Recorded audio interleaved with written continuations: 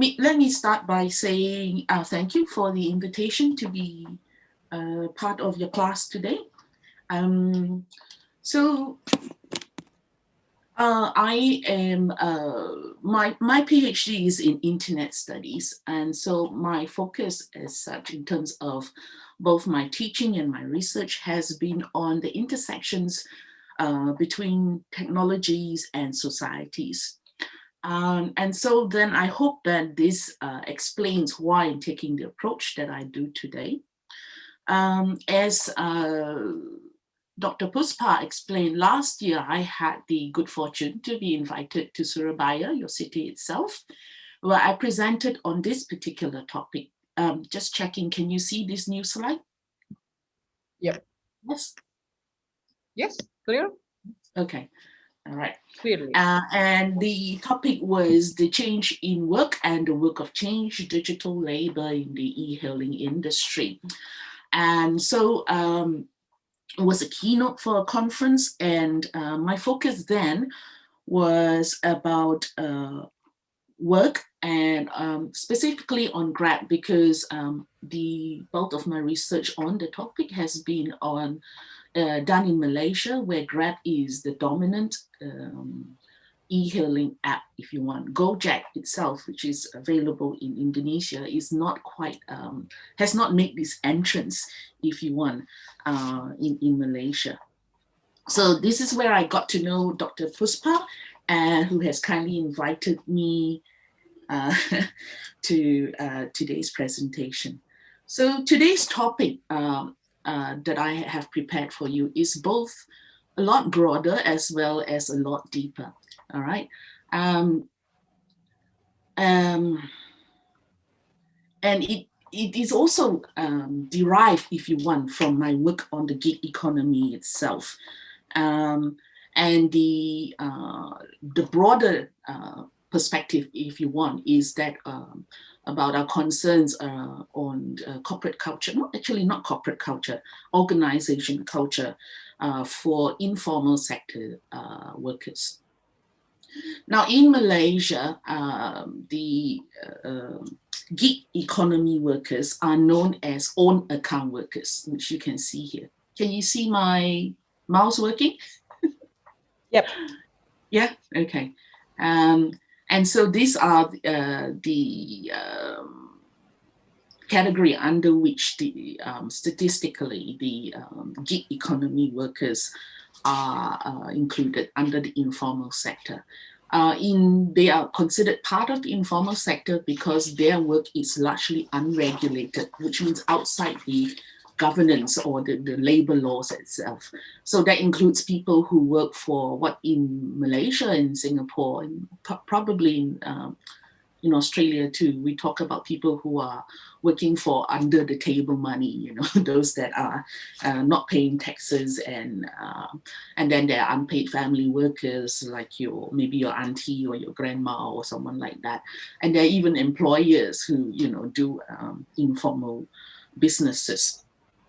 Now, the term informal sector obviously covers a very wide range of work, but it is those who have no fixed location, mobile workers who are included as part of the gig economy.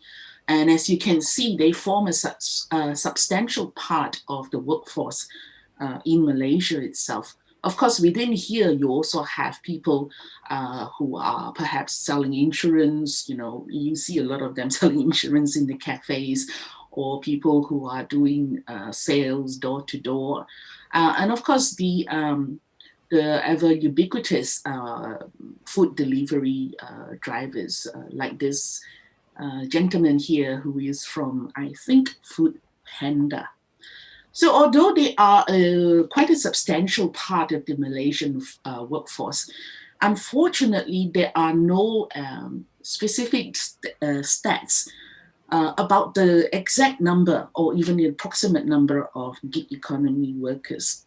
Now, in part, that is because the work itself is very contingent and it's very fluid and taken up as and when people think they need to.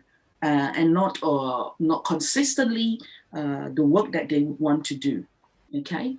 But in any case, the OECD itself has estimated that in Malaysia, there are about 25.3% of total employment, or approximately 3.8 million people who are own account workers. This is as close as the number of, in terms of stats, in terms of gig economy workers. Remembering, of course, that many of them are not only just gig economy workers, but also just simply people who are in the informal sector itself. What's interesting here, I want to draw your attention to this, is the increase in the number of, or the numbers that are by age group part of the own account workers, as well as the gender divide itself. So this says certain things about the own account workers as well as gig economy workers. I realize, of course, that Dr. Puspa was talking more broadly about corporate culture, and maybe in that sense, then this approach that I'm taking about gig economy workers is a little bit further for you, especially if you are in studying management, of business and disciplines like that. But I think it doesn't hurt to think about organization culture from all aspects and from all angles. And this is what I'm trying to do here today with this talk, with this lecture on gig economy workers. So the more detailed specs from Singapore itself about private hire car drivers, including online matching platforms, tells us that the numbers that the OECD gave for on-account drivers, 25.3%, so roughly a quarter, okay, is quite accurate. Yeah, so this trend whereby gig economy workers and informal workers are roughly about 25% of the number of people who work in the informal sectors, is actually quite accurate. And up until the end of last year, I suppose, I see myself here. Okay, no, I don't. Up until the end of last year, most people would have said that the gig economy has potentially positive effects on aggregate productivity and employment. And overall, most gig workers are satisfied with their work, and working for gig economy platforms appears to reflect mainly voluntary choices rather than the lack of other options. The reason is actually very clear, and countless gig economy workers have expressed their satisfaction because of the flexibility of time and rates of work, or not rates, volume of work. So if you are a gig economy worker, if you want to, you can work. If on the other hand, you feel that today you need to attend to some family errands whatsoever, you can then go on to take less time, and that flexibility, the choice there in terms of when you want to work and how much you want to work is the most attractive component for gig economy work. And so whether you consider them freelance worker, contingent workers, casual workers, or precarious workers, I mean, these are all the various labels that have been used to in the past, to encapsulate the idea of gig economy workers, and whether you think they are working in the informal economy or the gray economy or even the gig economy. They are all part of what we tend to call nowadays the ecosystems. But there are a few characteristics apart from the lack of regulation that make them part of the informal sector. That is, a few characteristics that define, if you want, the work conditions of the gig economy workers. And that is the lack, not the actual presence of, but the lack of social protections. Now, social protections are perhaps attributes that we don't think about too much when we are hired as full-time ongoing employees in large corporations.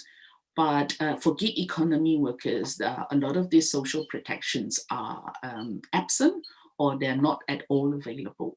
So say, for example, annual sick leave, compassionate leave, maternity leave, superannuation or provident funds, social security, health and safety precautions, insurance, medical, health care, professional development opportunities, as well as pay, progression, and training. So for quite a few years now, the focus when it comes to gig economy workers has been the battle, if you want, to reclassify gig economy workers as employees. So if you look at the social protections listed here, as I said, if you were employed as a full-time ongoing employee of any large corporation or any business, most of this, if not all of this, will be part of the so-called package, if you want, as an employee of that company. But because gig economy workers, for example, like Grab drivers or Gojek riders, it's delivery people, they are classified not as employees, but as contractors. They do not have access to these social protections. And the kinds of battles that have been going on have gone on to the courts in the US, particularly. This is the current, actually, there was a new ruling today about this particular case, but maybe we'll go on to that in our discussion. And the battle is to reclassify these drivers as employees so then that they can have access to these social protections. Of course, the e-hailing platforms want to resist this because when you take someone on as an employee and give them access to all these social protections, there are also all kinds of costs that are involved. And so they want to fight that because that is going against their profit model or business model.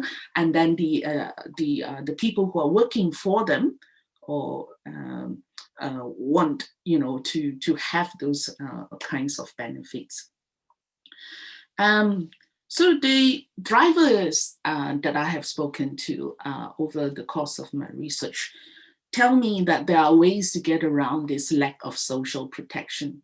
And this is one story. This isn't her actual screen, but there is this one driver that I was talking to. And she was a female single driver. And, when I talked to her and I said, how do you get past the fact that there is no social security, that there is no health insurance, that there is no, everything is, the maintenance of the car, the insurance covered for the car, everything falls back to you as a contractor. And she surprised me immensely because she very wisely said there are a number of things that she does. Number one, she targets a daily takings of at least 200 ringgit. And then she contributes a specific percentage to her savings, as well as a specific percentage to social security. And it's voluntarily done. And then she uses her own car, but she also has this plan for moving on from being a Grab driver to going on to her next job, whatever her next job is. So, the lack of social protection itself is not something that is insurmountable, provided that workers are aware of that. Number one, gig economy workers are aware of that. And number two, that they have room to maneuver. So this is a single woman in her 20s, young lady. She has no major financial commitments. She doesn't have a family to support. So there is room to maneuver. And if you are aware and you have room to maneuver, you can overcome the lack of social protections by putting in your own contributions, putting aside your own amounts to save in case there is an emergency, or there's a health issue, or God forbid you involved in an accident, and you have to pay for hospitalization as well as repairs to your car. But of course, all these people that I have spoken to, and this is just one person that I have spoken to, we're talking in pre-COVID times. And I think it is fair to say, now that we are in November already, that the advent of COVID will have a very long-lasting sort of effects, not just in terms of our economy, but also in how we think about work and how we think about things like social protection, lack of, and etc. Now, looking at these figures here, across many parts of Asia, unfortunately, they don't have figures for Indonesia, although I am aware that the Jakarta Post today announced that Indonesia is officially in recession now. Unemployment figures show once COVID came along, all of them went right up. Yeah, Malaysia went up to 5.1, and then the Philippines went up almost double. And there were lots of very detrimental effects on the on work conditions, if you want, for people from in Malaysia. And in fact, if you look at the number of people who are employed over the course of the last 2 years, once the, what do they call it, conditional movement control order hit in Malaysia, where people were not allowed to travel too far and, not allowed to get out of the house, etc. The number of people that were employed fell very sharply, and the number of the unemployment rate went up from what is usually hovering around 3.3 actually went up to 4.7 itself. But still, COVID or not COVID, these concerns about the duty of care that workers need in order to perform their jobs well, to be sure that in the event of something unfortunate happening, they will be taken care of. These concerns are still important. In fact, I would say they are just as important, if not more important, in these current conditions, economic as well as social conditions. Now, this, of course, is the case of the third person who was driving, I think in this case, it was DoorDash, food delivery driver in Melbourne itself, who was involved in an accident and died. And really the point, of course, this is very tragic, but the point that I sort of wanted to take from that is that because he was a contractor, there are no accident benefits, there are no health benefits, hospitalization whatsoever, nor was there any pension for his surviving family to fall back on in such an instance. And so even in the COVID era, these the bid to make drivers and deliverers, gig economy workers, employees rather than contractors, continue to be a major issue. Again, this has changed, although this was October, just a few days ago, a week plus ago. This morning, the California Senate has actually passed a new law which sort of stymies this particular act. But again, something we can discuss a little bit later. So what then has this got to do with organizational culture? What has this got to do with how we think about change management, how we think about how corporations should behave, or how employees should be inculcated with thinking about how environmental values, ethical values, diversity values, as Dr. Puspa has talked about. I'm getting there, just be patient with me. All right. Now, up to 3 to 5 years ago, studies about the jobs that would be replaced by robots created a great stir throughout the world.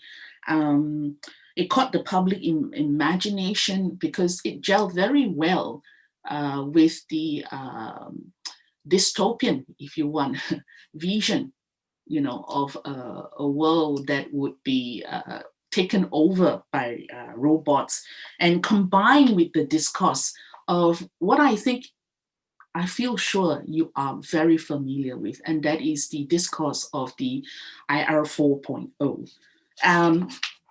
Just very quickly, in case you sort of want to revise what I mean by the IR 4.0 from the technological labor point of view. IR 1.0 was about the mechanization of labor that happened with the first industrial revolution started in the UK. IR 2.0 was concerned with the mass production, the factories, the rise of factory systems, Fordism, etc. And IR 3.0 was concerned with the switch from analog to digital systems.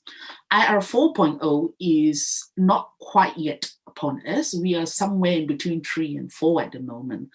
So the alarm, if you want, or the discourse of the IR 4.0 is coming, are you prepared, blah, blah, blah, it's industry's way, as well as higher education's way and government's way of saying, look, this is going to be an era where smart and autonomous systems are going to take over many of the jobs that are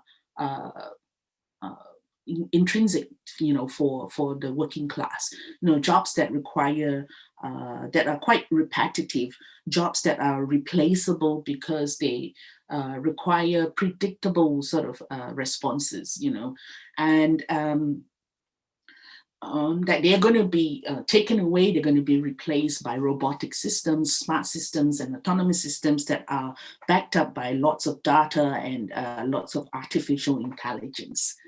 And that then was the concern that future work, and in this case, I interpret future work as the future types of work, okay, would have to be jobs that we are not perhaps familiar with at the moment. Either we have to upskill ourselves, or we have to retrain, or we have to change how we work, or we have to adapt. Quite naturally, these will also then have implications for corporate or organization culture. Now, this was, started 3 to 5 years ago, and this will continue to be a discourse that will run its, even post-COVID, whenever post-COVID might be. But at the same time, the discourse has also developed further since then to talk about what we would consider the future of work, right? And I'd like you to take a moment to think about the difference.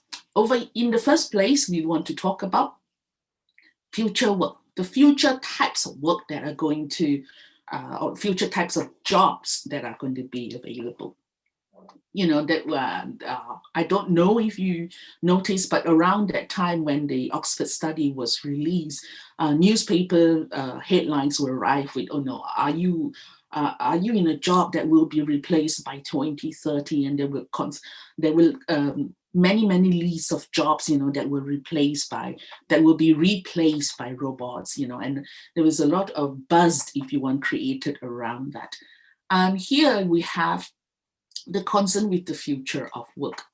The question is different, and because over here, what we are concerned is, how do we think work will work? How do we think work will work? Now, if the nature of your job has changed, then the nature of the culture that we derive from working every day will also change. So the question then of how we come at last to what has the future of work got to do with organizational culture is something we want to discuss next. How am I doing? Are you guys doing all right? Yes? Following? Yes, yes. All right. So bear in mind that I am not from the School of Management or the School of Business. I am from the School of Arts and Social Sciences, and my discipline is Internet Studies. Okay, I want to make this clear because my approach to organizational culture may actually be quite different from it may or may not, I don't know, from those of you that are in business studies or in management studies. Nevertheless, organizational culture is, I think, built on common objectives, common values, and they are built as well as reinforced through shared experiences and interactions on a daily basis. All right, at least in the 20th century work environment, that has been our experience so far. Is based on things like routines, the time you go to work, regulations, what is acceptable behavior, you know, the interactions that you have maybe near the water cooler or near the pantry when you heat up your food at the microwave and things like that, you know. And in the digital era, for those of us who are lucky enough to continue to be working in offices, or in this case, you know, work from home, okay, assuming that one day soon we will all return to our offices and be able to work, okay. And this next video was taken from the Grab Malaysia office, and I don't think we will actually play it today because of some issues with my computer here.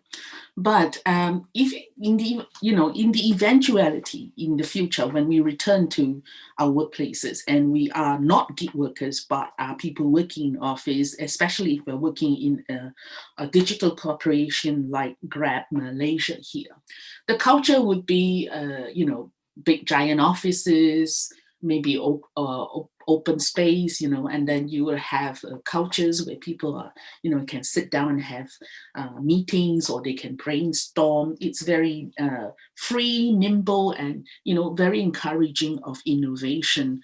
And then, you know, you might have like hot desks, you know, and nice views that will encourage you to be creative. And I think, you know, most of you would probably be aiming to be amongst those, you know. That's why you're at uni, right? Because you are aiming towards a good cushy job in the future, okay. And for those of you that are lucky enough, then not much will have changed for you, because when you have a job, yeah, when you have a job that is ongoing, that is fixed, you know, the organizational culture will be the same.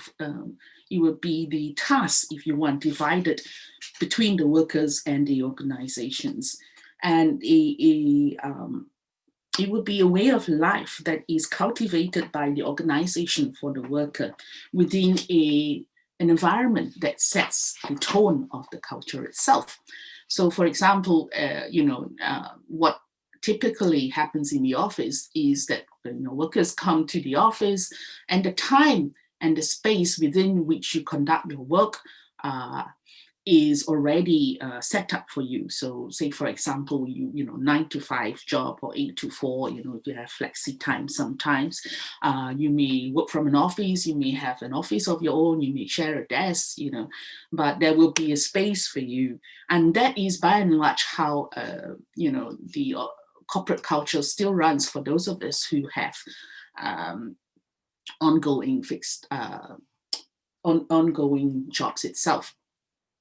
And, you know, as far as the time is concerned, you know, you might have some flexi time, and your a lot of benefits will be part of the employment package. And as far as the space is concerned, the corporation that you work for will provide the equipment, like the computers, the I don't know, the desks, the standing desks and beautiful chairs, etc. Facilities, utilities. You don't have to worry about the electricity bill, and there will be the infrastructure like internet connections, etc. All of that will be provided for you.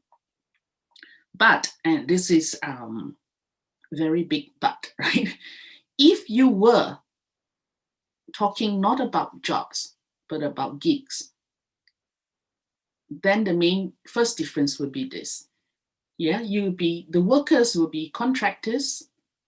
They will not be, considered part of the company, but rather an insider, outsider. Then they will be outsourced. They will be, just the word itself, outsourced, you're sourced from outside. So that's the first difference when you come to talk about gig economy workers. The second would be how time and space are organized for you as a gig economy worker. So you will get flexi time, you get, gigs per gig, you'd be paid per gig, or no gig, then you will get no pay. Yeah. So it's not as if, if you decided to take longer to, I don't know, write that report, you'll still get paid for that month. That is if you have an ongoing job. But if you're a gig worker, then no, that's not how it works. And the space in which your work is conducted, it will be digitized, in terms of the equipment, the facilities, the utilities, and the infrastructure. All of that is digitized. And you can see that very, very clearly when you come to look at the e-hailing drivers that I have been conducting research with. So how time and space of work are put together is very different when it comes to the gig economy workers. And that means that the environment in which organizational culture is grown, is shared, is disseminated, to use Ratih's word, is very different. It's split, okay? It's split from between the digitized environment and the non-digitized environment. To further illustrate, I want to tell you about this last conversation that I had with a driver that on my last trip from my home to the KL International Airport. And this driver, his name was, his last name happened to be the same as mine, okay? And his name was Leong. Leong. Single driver, early 30s. And, as you go with these conversations, it's a fairly long ride, right? It's about 60 minutes ride. And said, I used to do sales work, and I work 7 days a week, 6 days a week now. I wake up very early, 5 a.m. in order to be able to catch the airport rides, and he works 10 to 12 hours a day. And like the other person, the woman that I was talking about earlier, he has a fixed target for his takings. And he has already worked out that half of what he takes in. So if he earns, if he takes in rides that amount to a total of 5,000, his earnings will only be about 2,005. He's also a very entrepreneur, and he has, created a sideline by doing niche delivery services. So when I talked to him, and I realized that much of what we take for granted in terms of organizational culture, for him takes place through digitized workspaces. So things like, this is when a contractor, interacts with the platform. And so this is one part of the digitized workspace or work environment in which organizational culture is being born and is being reinforced, if you want. The other part is on online communities that are developed by the drivers themselves over informal messaging groups such as WhatsApp. All right. What's interesting, of course, is the other kinds of physical spaces in which organizational culture is being built. And the fact that they are semi-informal. So this is a map of the layout of the KLIA. The KL means Kuala Lumpur International Airport. This is where the drivers have to wait for rides, the customers to order their rides, and it consists of a refreshment area, and and then they make their way down to where the pickup point is, okay, in KLIA. It's called Landside Operations for some reason.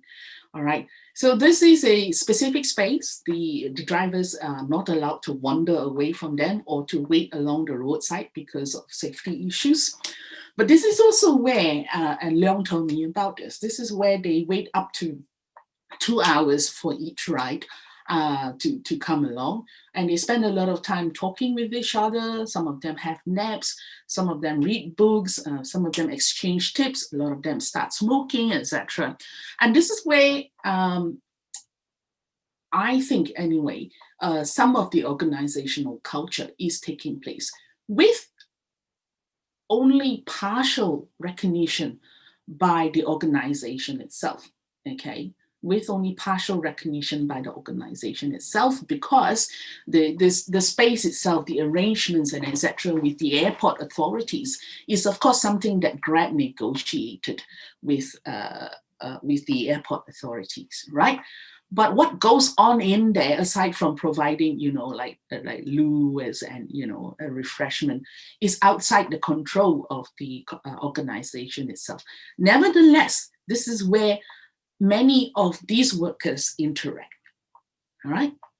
And similarly, for the Grab drivers, a lot of them gather by the roadside informally, sit on the pavement, chit chat, whinge about, this particular customer, So many of these interactions then are not only not recognized, they're also very informal and impromptu. Now, given that organization culture is very much a function, if you want, of workplace environment, then we have to ask, what has changed in the digital era in terms of organization culture?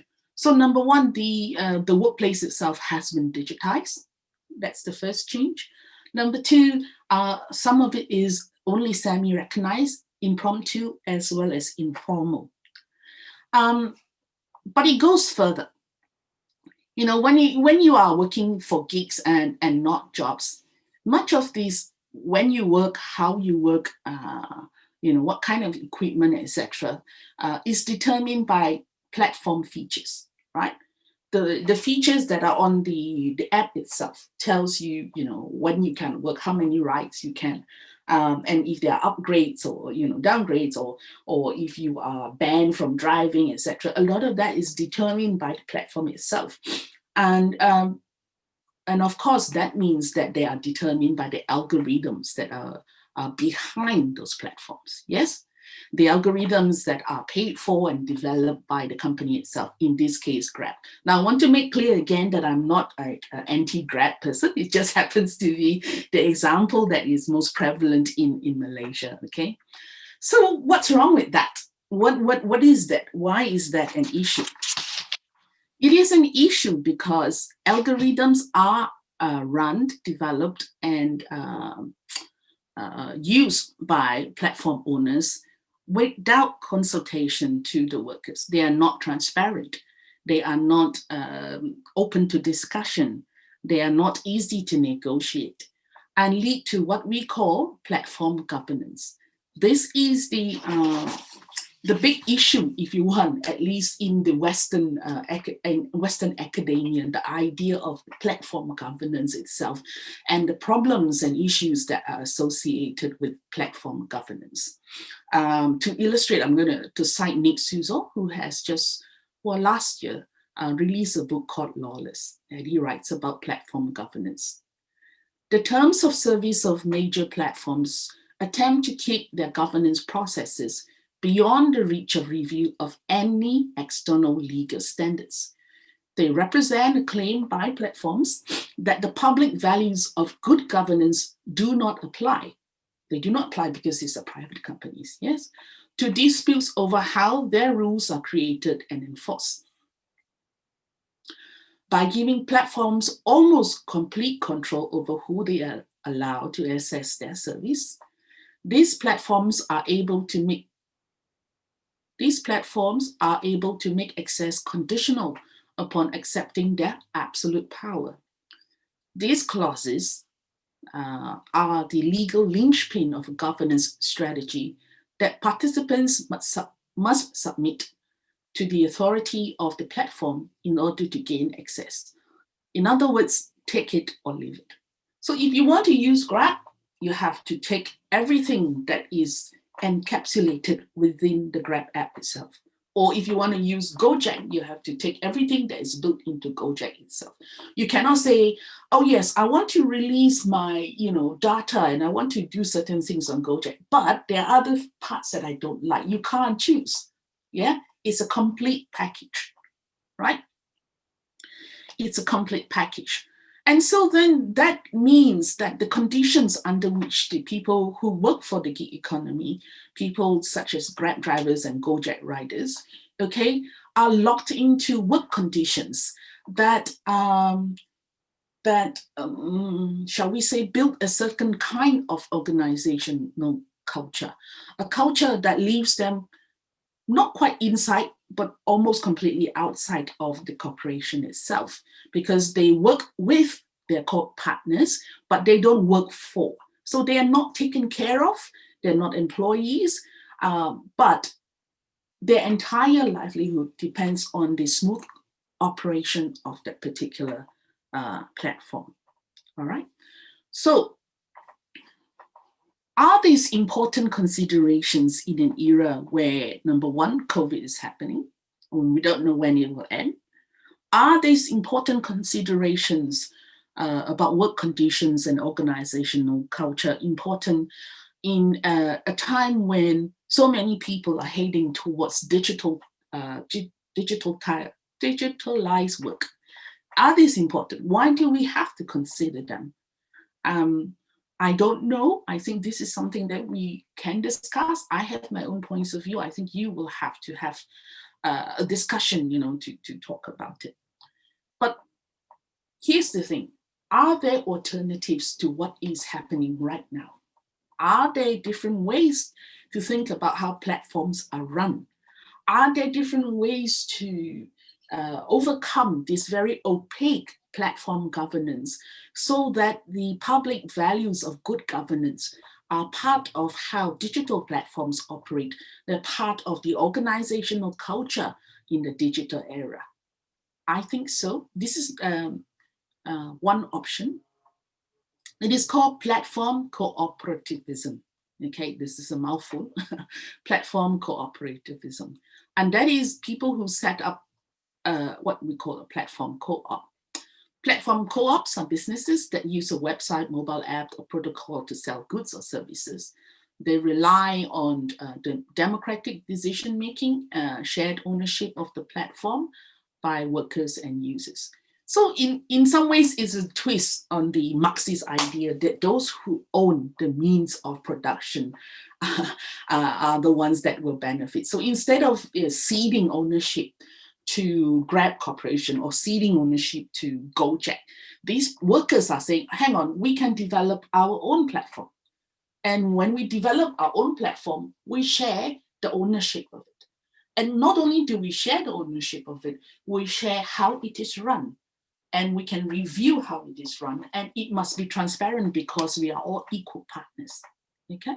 So that is one option or alternative that has been developed by scholars and also put into practice by a few platform co-ops around the world.